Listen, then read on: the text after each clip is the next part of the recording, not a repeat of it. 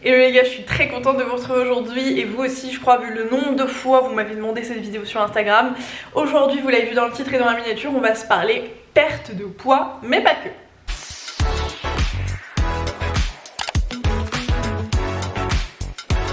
Si jamais vous débarquez, que vous n'êtes pas abonné à la chaîne, d'ailleurs je t'invite à le faire, c'est gratuit, ça permet de suivre tout ce qui va se passer et moi ça me fait plaisir. Pour vous faire un bref rappel de situation et du pourquoi, du comment, j'ai déjà fait plusieurs vidéos sur ma chaîne, il y a une playlist dédiée je crois à sport, fitness, alimentation, astuces, tout ça. Je vous invite à aller fouiner un petit peu sur la chaîne depuis le temps où vous voyez ma gueule sur YouTube, vous verrez qu'il y a pas mal de contenu autour de ce sujet, mais là cette vidéo elle va tourner spécifiquement autour de mon postpartum.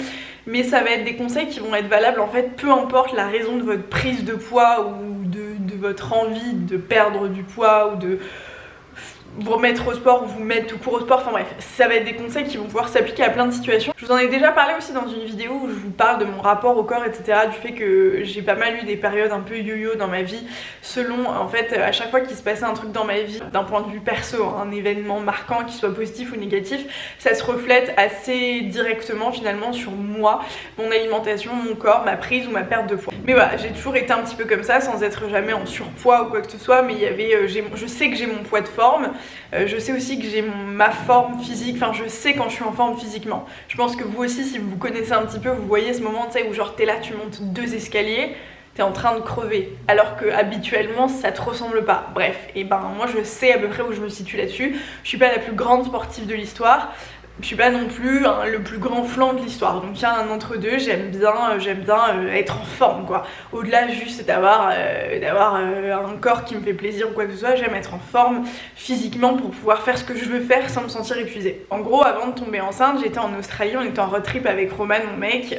Ça faisait 3 mois qu'on y était quand il y a eu tous les bordels de Covid, de confinement, de machin, et je suis tombée enceinte, donc on s'est dit ok go, on rentre en France, allons nous enfermer, allons nous confiner en France. Quelle bonne idée. Et donc à ce moment-là, on était hyper sportifs tous les deux. Franchement, on vivait sur la route, on avait un 4x4 avec une tente et tout, donc on était hyper nomades. On faisait notre séance de sport tous les jours face à des paysages de folie. Autant vous dire que c'était hyper motivant. Alors on faisait pas forcément des séances de ouf, hein, je vous parle pas. On n'avait pas pour objectif, enfin moi en tout cas, j'ai parlé pour moi, j'avais pas pour objectif d'avoir un six-pack ou j'en avais rien à foutre. Je voulais juste m'entretenir, voilà, kiffer, être en plein air, faire des choses. C'était juste me poser sur un tapis, faire 2-3 étirements, et ben je le faisais, mais voilà, juste m'entretenir un petit peu. On marchait beaucoup aussi, puisqu'évidemment on découvrait pas mal de choses, enfin bref. Donc j'étais franchement dans une très très bonne hygiène, même d'un point de vue alimentation, on mangeait hyper bien. On s'achetait chaque jour ou chaque 2 jours des produits frais, on se les cuisinait dans la voiture, enfin voilà. Donc on avait une petite cuisine aménagée à l'arrière. On vous a fait plein de vlogs en Australie, si jamais vous ne connaissez pas la chaîne de vlogs qu'on partage à 2, je vous invite à aller la voir, mais bref. Cette vie me manque, et bref. Tout ça pour dire que j'avais une vie saine, équilibrée, voilà. Je tombe enceinte, le Covid, le blabla, on rentre à Paris. On rentre à Paris confinée et enceinte. Donc d'un coup, j'arrête de bouger tout court. On pouvait plus sortir de chez nous, donc j'arrête de bouger. J'étais enceinte, j'avais des nausées, bon c'était pas la folie non plus, donc même l'activité sportive à la maison, elle était impossible pour moi. On chope le Covid sur le retour. Enfin bref, on a passé un mois cloué au lit, en PLS, machin. Et ça a été le début de la fin. Je me suis laissée mourir jusqu'à il y a pas très longtemps d'ailleurs. Donc en gros, moi, pendant ma grossesse, quand j'ai arrêté de me peser, j'étais à plus 25 kilos. Sachant que de base, mon poids de forme c'est genre 65, mais je suis pas certaine que ce soit un élément de comparaison, que ce soit un élément pertinent à prendre en compte pour vous. Enfin, c'est mon poids de forme à moi. Et donc forcément quand t'es enceinte, tu vas voir ton gynéco ou ta gynéco ou ta sage-femme, peu importe, tu fais tes examens de contrôle, blablabla, et donc tous les mois je me pesais. Au début ça allait, même si mon gynéco me disait frérot va falloir ralentir un petit peu parce que c'est bien de prendre du poids mais bon après tu vas morfler. Il avait raison. Moi j'étais là, j'en ai rien à foutre, je suis au bout du roule d'être retournée en France, d'être confinée, d'être machin, on peut rien faire, je suis enceinte, autant bouffer. Je vais bouffer pour 7 personnes clairement. Au début ça allait, j'essayais de trouver un équilibre, on se faisait à manger, on machin et tout. Au bout d'un moment, surtout le dernier trimestre de grossesse où vraiment j'étais une grosse baleine, rétention d'eau, plus de souffle, les brûlures d'estomac, les trucs, je me suis dit foutu pour foutu, autant bouffer des Kinder tous les jours.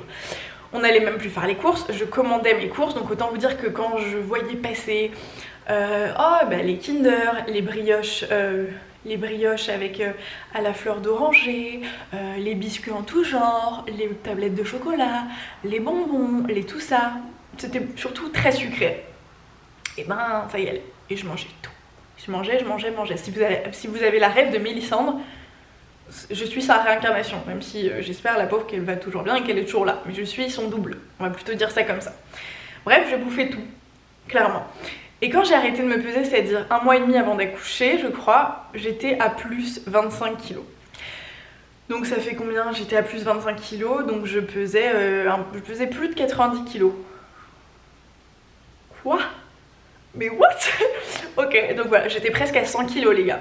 Je fais 1m75, 74-75, enfin peu importe, c'est pas une excuse, j'étais presque à 100 kilos, oui le bébé, oui machin, bon, on va pas se mentir, c'était surtout du gras, c'était surtout de la malbouffe, etc. Donc j'accouche en novembre 2020, j'ai perdu du poids très vite. Je me suis pesée assez rapidement à la maison parce qu'on va pas se mentir, t'es quand même malgré tout dans une démarche de ok, est-ce que vraiment j'ai fait la conne et genre j'ai mangé machin, ou est-ce que c'est que du poids de grossesse et en 2 jours ça va partir? Je me suis très vite rendu compte que c'était pas le cas, donc je me pèse, au bout d'une semaine ou 2 j'avais déjà perdu 10 kilos. En gros ça c'est les kilos liés à la grossesse, à l'accouchement. Le poids du bébé, moi c'était presque 4 kilos, le placenta, l'eau que tu... Bref, tous ces trucs là, en fait quand tu accouches tu perds quoi. Donc c'est pour ça que mon gynéco me disait il y a un poids normal à prendre, plus c'est juste que tu fais des conneries et que tu vas galérer à le perdre. Il avait raison. Du coup il me restait plus de 15 kilos à perdre.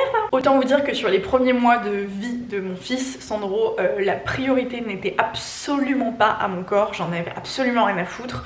La priorité était déjà de survivre à l'arrivée d'un bébé. En vrai ça allait, nous on était dans notre petit cocon mais toujours confinés. Donc toujours avec les mauvaises habitudes quand même malgré tout, c'est-à-dire bon tu commandes plus facilement, tu sors pas, tu marches pas vraiment, tu machin et tout, donc ça n'aidait pas. Et puis clairement on avait envie d'apprendre cette nouvelle vie, sachant que moi j'ai continué à bosser, j'ai pas pris d'arrêt ou quoi que ce soit, donc genre il s'agissait plutôt de survivre et de jongler avec cette nouvelle vie que de commencer à réfléchir à tiens qu'est-ce que je vais faire pour moi, machin. C'était vraiment le cadet de mes soucis, j'en avais rien à foutre. Et en réalité j'étais passée de enceinte à ça. J'avais 15 kilos en plus mais je m'étais vue grossir, donc pour moi c'était devenu ma silhouette normale. Le seul truc qui me plaisait pas c'était ce côté ultra flasque et ce ventre vraiment très large, très machin, alors que j'ai toujours eu tendance à avoir un ventre plutôt plat naturellement, genre pas musclé ou quoi, mais voilà, j'ai jamais... Enfin moi je prends beaucoup des cuisses, j'ai des grosses cuisses et des grosses hanches, mais mon ventre c'était rarement le truc qui prenait le plus. Donc j'étais un peu frustrée de ça, sans plus, tu vois, j'étais un peu bouffie de partout, enfin bref, 15 kilos en plus, ça se voit. Donc j'étais gênée, je me trouvais pas belle et tout, mais j'en avais rien à foutre parce que clairement c'était pas ma priorité. Disons que j'ai attendu l'été, je pense, ensuite on a déménagé, on a fait plein de bordel, donc autant vous dire que, encore une fois, c'est passé au 1000e plan. On a déménagé sur un autre continent puisqu'on est venu vivre en Tunisie, là où on est actuellement. Ça faisait à peu près 6 mois que Sandro était là, parmi nous, que j'avais accouché, et c'est là où j'ai commencé entre guillemets à me poser des questions, à me dire bon faudrait peut-être que je fasse quelque chose, sachant que la vie reprenait quand même doucement son cours et que on avait été dans un engrenage de plein de trucs et que du coup on n'avait pas d'habitude. Et en fait c'est le pire truc je crois quand en fait de se laisser aller à tous les niveaux et de pas avoir de cadre, etc. Là-dessus c'est vraiment pas la meilleure solution pour reprendre une hygiène de vie correcte. Donc en fait j'ai vu la différence quand on a commencé à reprendre une hygiène de vie correcte, c'est-à-dire quand on s'est posé, quand on a commencé à comprendre comment fonctionnait notre quotidien, quand on a commencé à avoir des habitudes, quand j'étais en confiance avec mon environnement, avec moi-même, avec cette nouvelle vie, etc. Là j'ai commencé à me poser des questions en me disant ok, qu'est-ce que je faisais avant que je ne fais plus maintenant? Et en fait j'ai juste rétabli un petit peu mon quotidien et ce qui m'allait avant pour me remettre un peu sur le droit chemin à ce niveau là. Et pour vous dire, pour synthétiser avant de revenir dans les détails de ce que j'ai fait précisément, il m'a fallu je pense 1 an, les 1 an de Sandro, quand je regarde les photos je me dis ouais là je commençais à retrouver ma silhouette. En effet je me suis pas pesée depuis extrêmement longtemps, je pense que la dernière fois que je me suis pesée c'était dans un hôtel cet été, donc ça fait plus de 6 mois que je me suis pas pesée, j'en ai rien à foutre de mon poids, moi je le vois à ma silhouette, à la façon dont je rentre dans mes vêtements, à comment je me sens, etc. Et je pense qu'à l'anniversaire de Sandro, c'est 1 an, je me suis sentie bien, je me suis sentie presque comme avant, à savoir que je vais vous en reparler, évidemment on sera jamais plus comme avant et parfois c'est peut-être pas plus mal. Et quand je poste des photos de mes séances de sport ou juste de mes tenues, etc., vous êtes plusieurs à me dire mais waouh t'as fondu, enfin t'as retrouvé ta silhouette, machin, il nous faut cette vidéo. Et en fait c'est surtout par le biais du regard des autres que je me rends compte que je suis redevenue entre guillemets un peu comme j'étais avant. Je vais vous parler de 3 aspects. Le premier, l'aspect alimentaire. On a commencé à faire des courses pour de vrai et plus seulement des courses en ligne, donc on a commencé à aller voir les produits, quel kiff de pouvoir choisir ses fruits et légumes. Enfin moi c'est un truc que j'adore, passer du temps au rayon fruits et légumes, genre moi c'est vraiment Genre, je sais pas si je suis la seule personne sur terre à kiffer ça, je crois pas. Je sais qu'il y a plein de gens qui ont la phobie des courses. Moi j'adore aller faire les courses, j'adore aller choisir, imaginer ce que je vais manger, me projeter, etc. Même sur les trucs bons pour la santé. Genre moi ça m'emmerde pas d'aller acheter des pommes, tu vois. Genre je trouve ça trop cool de voir toutes les pommes qu'il y a, de voir ah tiens telle saison il y a ça, tel truc. Enfin bref, je trouve ça trop cool. Donc on a commencé à aller faire les courses, à aller acheter des trucs, à imaginer des recettes et c'était trop cool. Et c'était le début du petit déclic. On a commencé à s'organiser même dans notre vie de tous les jours et donc forcément on va pas se mentir, la cuisine ça fait aussi partie de ça, c'est aussi une organisation. Il faut avoir du temps mais je pense que dans ta vie il faut aussi savoir prioriser les activités auxquelles tu vas consacrer du temps et je pense que la seule chose que tu dois vraiment prioriser dans ta vie, oui c'est bien de travailler, de gagner des sous, oui c'est bien de voir tes potes, oui c'est bien de tout ça mais c'est bien aussi de t'occuper de toi. Et quand tu t'occupes de toi, ça passe par le bien-être physique évidemment, se pomponner, ce machin, bref, se sentir bien dans ses bottes, mais aussi ce qui se passe à l'intérieur. Donc savoir ce que tu manges, manger des choses saines, etc. sans manger forcément que des graines et des carottes. Je dis pas du tout ça parce que c'est loin d'être mon cas, mais faire gaffe à toi, à ton intérieur et juste prendre le temps de réfléchir à ces trucs. Et reprendre le plaisir, acheter des livres de cuisine, regarder des vidéos de cuisine, enfin bref, juste se donner envie de cuisiner. Ça c'est une vraie organisation à avoir et ça veut pas dire forcément passer 20 heures par jour à cuisiner, c'était loin d'être notre cas aussi, mais ça veut dire optimiser ton temps, faire des trucs bons, rapides, mais les faire toi-même. Par exemple, nous on avait l'habitude de faire des wraps, je vous ai souvent montré des recettes, plutôt que d'aller commander un McDo et de faire un wrap, tu t'achètes tes tortillas au blé complet avec des légumes, tu te fais des petites tartinettes de tomates séchées, des trucs, bref, t'as l'impression de cheat meal ou de manger un repas plaisir et c'est le cas parce que c'est ultra bon et en même temps c'est ultra sain, tu vois. Et ça prend 5 minutes à faire, enfin voilà. Tu peux aussi anticiper, tu peux te dire, bah j'en sais rien, si t'as 2 heures de libre devant toi, et ben tu vas faire ton meal prep pour la semaine, tu vas préparer plein de fruits et légumes, tu vas couper tous tes fruits et légumes, ou tu vas acheter des fruits et légumes surgelés, ou j'en sais rien, tu prépares tes plats, tu les mets dans des tupperware, tu les mets au frigo, et ensuite tu sais que t'as juste à les réchauffer, enfin bref. Juste essaye de trouver l'organisation qui toi te correspond, et moi l'organisation qui nous correspondait, c'était de se dire, juste tous les jours on fait des petits trucs. Et souvent, quand on faisait des trucs qui demandaient un peu plus de temps, on en faisait en plus grande quantité en se disant ok là on a cuisiné, ça nous donne ce midi, ce soir, demain. Pendant 3 repas on est tranquille, on sait ce qu'on mange, on sait que ça va être bon, etc. Ou bah voilà, là on a envie de faire ça, ça va être rapide, on prend 20 minutes pour le faire et c'est un kiff franchement.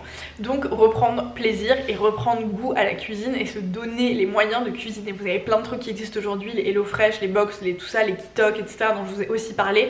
Ça vous simplifie la vie, vous avez juste à choisir ce que vous voulez, vous les recevez à la maison, vous avez juste à cuisiner, enfin bref. Et c'est un kiff, ça vous fait faire quelque chose, ça vous aère l'esprit, vous pouvez mettre un peu de musique dans les oreilles, enfin bref. Cuisiner, c'est censé être un kiff, même si vous êtes une merde en cuisine comme moi. L'autre clé, c'est nos frustrations. L'idée, c'est que si t'as envie de te faire un McDo, en fait, tu te fais un McDo. Je veux dire, moi, je suis complètement contre ces trucs hyper anxiogènes où tu dois compter tes calories, où tu dois te stresser, où tu dois être truc, genre vraiment... Pour moi c'est la clé de l'échec, genre vraiment les trucs hyper restrictifs, les machins où tu obéis à des consignes, à des ordres, à des idées reçues, tu sais même pas pourquoi tu le fais, etc. Au final t'es ultra frustré et dès que tu vas arrêter ça tu vas reprendre fois 1000 et bref. Pour moi ça c'est vraiment foutaise, c'est des grosses conneries, pour moi il faut comprendre tout ce que tu fais. Pourquoi tu peux pas manger un McDo tous les jours? Et bah tu vas te renseigner, qu'est-ce qu'il y a dedans, qu'est-ce qui machin et tout. Une fois que tu comprends, tu sais que bon bah effectivement c'est bourré en sel, c'est machin, c'est trucs. Et bon bah du coup oui c'est pas bon d'en manger tous les jours. En revanche, si t'en manges un de temps en temps, tu vas pas crever sur le champ. Tu vas pas manger, tu vas pas mourir en mangeant ta nugget, tu vois. Et pour autant t'auras fait un kiff et tu seras content de te dire ah bah voilà j'ai mangé un bon McDo, maintenant auquel j'en ai plus envie, je l'ai mangé, donc maintenant je peux reprendre mes habitudes, etc. Plutôt que de te frustrer en te disant ah non non non c'est interdit, c'est machin, j'ai mangé que ma carotte et trucs, c'est horrible de faire ça. Franchement il faut juste trouver un juste milieu, s'équilibrer, se raisonner et se renseigner. Comprendre pourquoi tu cuisines, comprendre pourquoi c'est pas bon de manger tout le temps des Kinder, tout le temps des trucs et des machins. Ce qui compte vraiment, c'est ce qui se passe à l'intérieur, ton IMC, l'état de tes organes et l'état de, voilà, en fonction de ce que tu manges, de ton hygiène de vie, et voilà. Et donc c'est ça qu'il faut comprendre. C'est pas juste un caprice, je veux ressembler à ces meufs d'Instagram qui elles-mêmes ne se ressemblent pas. Je vous en ai déjà parlé 1000 fois. Ça on s'en tape. Mais il faut faire attention à soi en fait. Donc si c'est ce que je vous disais aussi au début, oui tu retrouveras pas ton corps d'avant et c'est fine et c'est ok, genre on s'en fout de se dire, et au contraire, putain t'imagines t'as donné la vie, enfin il n'y a pas meilleure excuse et meilleure raison d'avoir vu son corps changer que ça. C'est magique, c'est un truc de fou d'avoir humainement réussi à faire ça. Donc évidemment si ton corps s'est élargi et que tes os se sont élargis, que ton bassin s'est élargi, que tes seins ont grossi, puis voilà, puis machin il tombe un peu, puis j'en sais rien, t'as des vergetures, t'as des trucs, bah c'est la vie, c'est factuel, qu'est-ce que tu veux faire? Il faut juste l'accepter. Ce qui compte c'est de prendre soin de toi de l'intérieur pour que ce que tu as créé, c'est-à-dire ton bébé, puissent profiter de toi le plus longtemps possible, tu vois. C'est plus cette démarche, je pense, qu'il faut avoir en tête, sans se mettre des pressions. Ma clé, et c'est le truc là où quand j'ai repris vraiment ça, j'ai vraiment vu la différence sur les semaines. D'ailleurs, il faut aussi faire preuve de patience, hein, tu vas pas... Je veux dire, il y a des filles, oui, encore une fois sur Instagram, qui sont même encore plus minces qu'avant leur grossesse en 2 semaines. C'est quand même de l'ordre du très rare. Donc vous mettez pas de pression, chaque corps est différent, chaque organisme est différent, enfin voilà. Fiez-vous à juste vous et occupez-vous de vous, c'est déjà bien. Moi ce que je fais et qui fonctionne pour moi, c'est cette règle dont je vous parle assez souvent, c'est le matin je mange comme un roi, le midi comme un prince et le soir comme un pauvre. C'est comme ça que moi j'arrive à équilibrer mon poids de forme, mon énergie, etc. Donc le matin je m'autorise ce que je veux, je vais pas aller cheat meal tous les jours en me faisant un bol de Kellogg's ultra sucré et machin et pour avoir un pic d'insuline et faim encore 1 heure après. Mais je peux me faire un bol de céréales si je veux, je peux me faire une assiette de fruits si je veux, je peux manger du pain si je veux. En fait en fonction de ce qu'il y a à la maison, de ce que je veux, salé, sucré, bref, je me fais juste un bon petit déj parce que moi je sais que c'est important pour moi d'avoir un petit déj copieux. Donc je me fais ça, un verre de jus, que j'ai du jus frais ou pas. Oui c'est mieux d'avoir du jus frais, si j'en ai pas j'en ai rien à foutre, je bois un verre de jus parce que ça me fait plaisir et que ça va pas me tuer. Mais voilà. Le petit déj pour moi c'est vraiment le repas le plus important.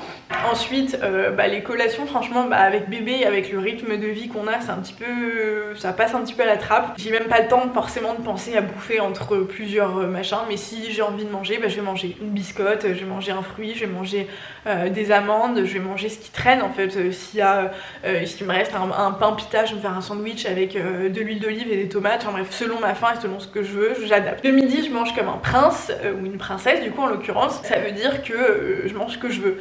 Je vais manger, je sais pas, du riz avec des légumes et je mange très rarement de la viande et du poisson. Je suis pas végé ou vegan ou quoi que ce soit, mais depuis de nombreuses années, j'ai jamais eu une appétence de ouf pour les protéines animales, donc j'en mange très rarement. Donc j'ai pas forcément de protéines systématiquement, je suis pas la reine de la nutrition etc, donc je suis pas forcément un exemple à suivre, mais moi c'est ce qui me va, et si j'ai des carences ou quoi, et il y a des compléments alimentaires pour ça, des œufs, du thon, le thon j'aime bien, ça va, donc bref, je mange un peu tout ça, donc en gros un glucide, des pommes de terre, des pâtes, je me fais une sauce tomate, j'en sais rien. C'est pareil, la sauce tomate, on essaye de la cuisiner nous, on achète des tomates pelées, des vraies tomates, des tomates séchées, on mélange un peu tout ça, et franchement c'est trop un kiff de se dire ah tiens elle est trop bonne ma sauce tomate, voilà, ça prend franchement 5 minutes de plus que de juste mettre une sauce tomate. Bref, tu vois. Souvent je goûte quand même, hein. Surtout que Sandro lui prend son goûter, souvent je goûte, je vais aller prendre un fruit avec lui, ou parfois ça m'arrive de prendre un gâteau aussi, ou ça dépend quand on est à l'extérieur, on va prendre un chocolat chaud et un croissant, enfin bref. Franchement on s'écoute, et le soir par contre, et ça c'est le truc qui fait vraiment la différence pour moi, c'est que donc je mangeais comme une pauvre en l'occurrence. Le soir j'essaye, et j'ai de toute façon beaucoup de mal à manger beaucoup le soir parce que mon ventre, je sais pas pourquoi, mon ventre le soir quand il y a trop de glucides ou quand il y a trop de trucs, ça va pas, je dors mal, je suis pas bien, je me sens toute ballonnée, etc. Le soir j'évite de manger des féculents, donc ça va être légumes en général quoi. Donc des crudités ou des légumes chauds, des ratatouilles, des courgettes, des courgettes poêlées, n'importe quoi, bref, les légumes qui traînent, ou des légumineuses, des lentilles ou ce genre de trucs, mais je vais pas me bouffer une assiette de pâtes le soir, ou enfin bref, des trucs trop lourds. Et ça franchement pour moi, cette règle là que j'ai depuis des années etc, c'est à partir du moment où je respecte cette règle, encore une fois, sans me mettre un truc militaire ou machin, si je dois aller au resto et bouffer un plat de pâtes à la crème au saumon, je le fais sans aucun problème et avec aucun regret franchement, mais je sais que c'est pas ce que je vais faire tous les jours, parce que même c'est même pas ce qui me correspond à moi, c'est que je me sens mal quand je fais ça tout le temps, donc je trouve un équilibre. Maintenant au niveau de l'activité physique slash sportive etc, ce que j'ai remarqué et ce qui m'a vraiment, je pense, bien mis dans la merde à côté de l'alimentation, parce que pour moi c'est deux choses qui sont vraiment complémentaires, ça a été l'absence absolue d'activité physique. On est passé de Australie, on bouge tous les jours, on fait du sport, on marche, on fait plein de trucs, à confiné, enceinte, etc. Autant vous dire que pour mes muscles ça a été... voilà, un cauchemar, et donc j'ai vu la différence, j'ai vu clairement la différence, et il a fallu un peu de temps, pour reprendre ne serait-ce qu'une activité physique minimum, hein, c'est-à-dire, voilà, on était confinés, il fallait faire une putain d'attestation pour pouvoir sortir de chez toi faire des courses, franchement c'était relou, bref, donc l'activité physique c'était vraiment aussi le cahier de mes soucis. La reprise du sport compliquée, les salles de sport étaient fermées. À la maison, j'avais pas forcément envie, j'étais pas dans un environnement qui me donnait envie de faire des séances de sport. C'était pas ma priorité, encore une fois, j'avais pas le temps entre boulot, Sandro, machin. Malgré le confinement, le fait d'être tout le temps à la maison, il fallait quand même trouver 30 minutes par jour pour faire ton sport. Et quand j'avais pas envie, et je me trouvais toutes les excuses du monde pour pas le faire. Et c'est aussi ok. Ce qui a aussi commencé à me mettre dans une belle démarche et une belle posture par rapport à l'activité physique, ça a été d'être réaliste. D'être réaliste sur mes envies, mes besoins et ce que je pouvais vraiment faire, le temps que je peux y consacrer par jour, ce que j'ai vraiment envie de faire, dans quelles conditions, etc. Et d'abord, ça a été de commencer à se dire, bah en fait, je vais marcher, en fait, je vais prendre la poussette, je vais aller faire des promenades. On va le faire tous les trois, ou je vais le faire juste avec Sandro avec la poussette. Aujourd'hui, je me rends compte parce qu'on sort encore souvent tous les trois avec la poussette pour faire les siestes de Sandro par exemple, quoi. Et ici, il y a plein de montagnes et de côtes et de trucs. Franchement, je peux vous dire que ça équivaut à une séance de sport, quoi. Les bras, les cuisses, les fesses, machin, tout s'y passe. Donc marcher, c'est déjà la clé. Ce que vous pouvez, moi en l'occurrence, c'était une demi-heure, une heure, ou parfois juste pour faire une course, mais juste s'obliger tous les jours à sortir. Que ce soit physiquement ou même moralement, moi je sais que les jours où je ne sors pas de chez moi, je suis la meuf la plus déprimée au monde. Je suis insupportable, vraiment, genre faut pas me parler.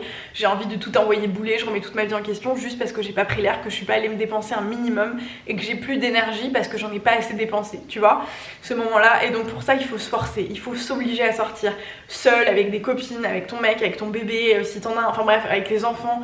Juste force-toi à sortir dès que tu peux.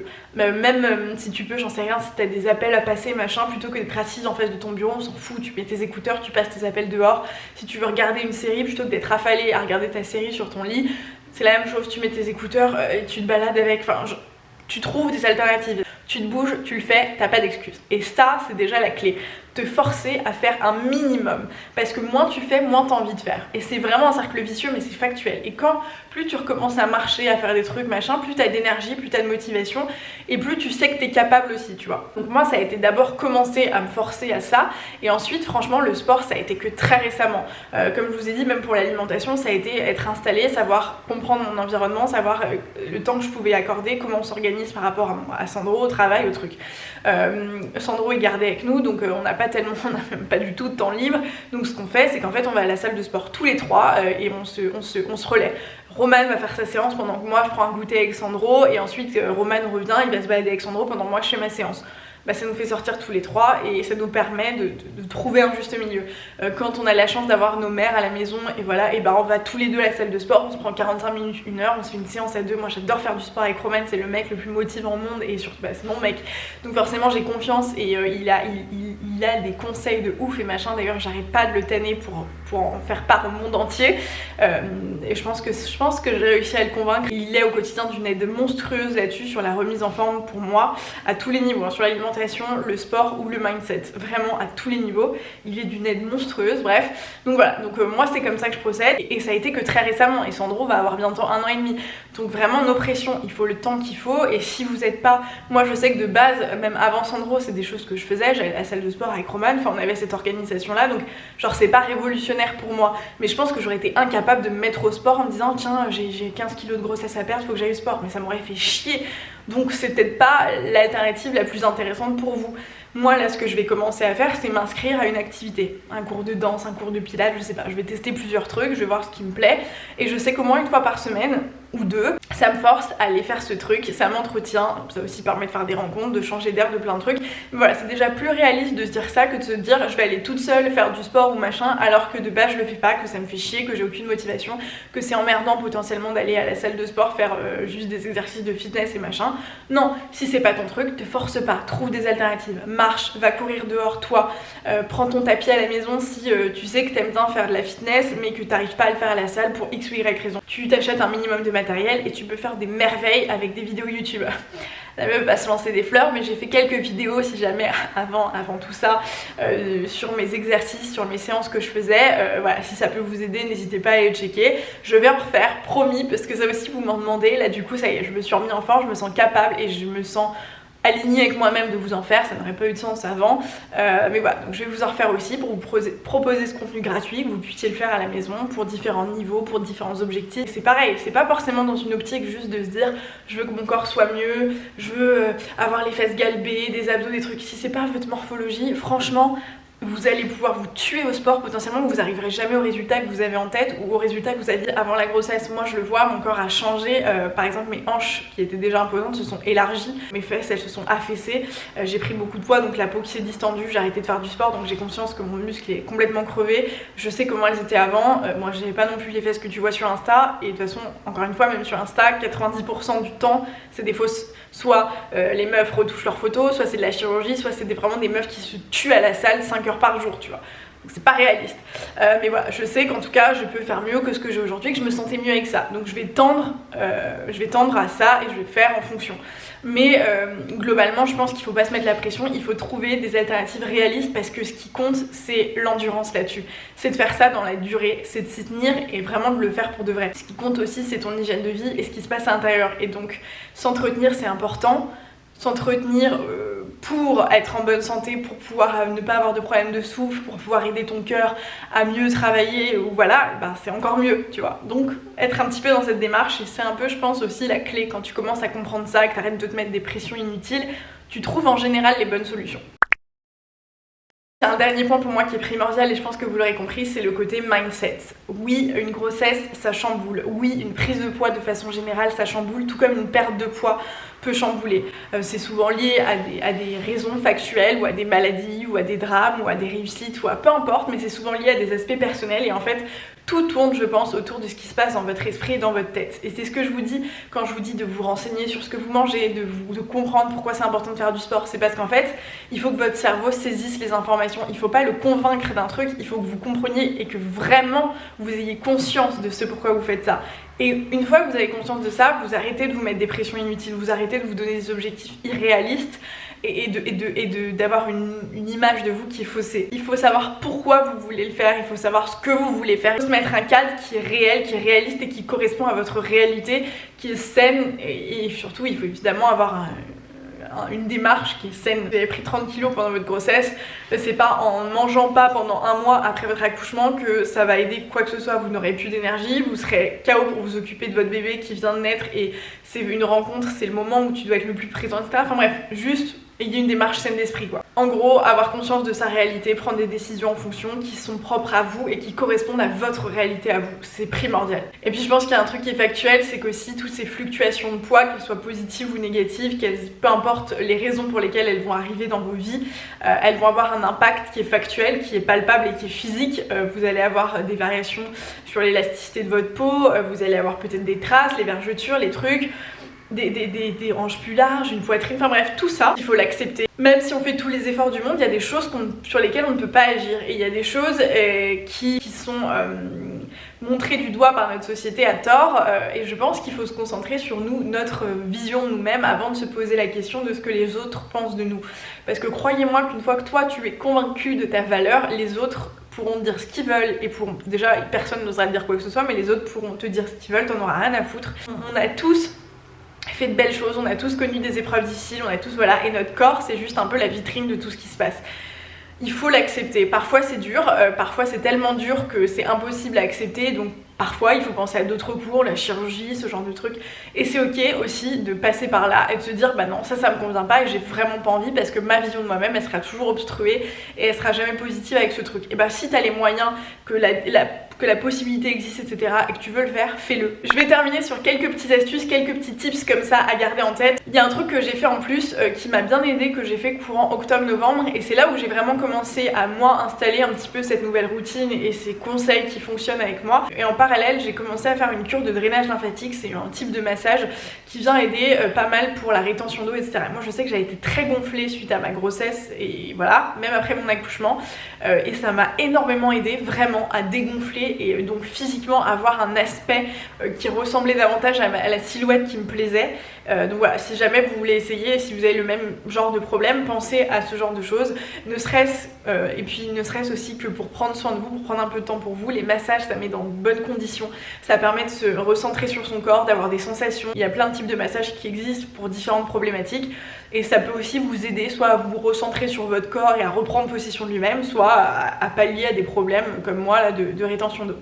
Sur l'alimentation, donc au-delà de la règle dont je vous parlais, le matin comme un roi, le midi comme un prince et le soir comme un pauvre, moi il y a un truc qui m'a aidé aussi, c'était de me mettre dans la tête que manger bien ça veut pas dire manger fade, manger des recettes insupportables et des graines et 3 fois rien. À l'inverse, on pouvait manger sain et hyper gourmand, et ça c'est pareil, j'ai déjà fait plusieurs recettes.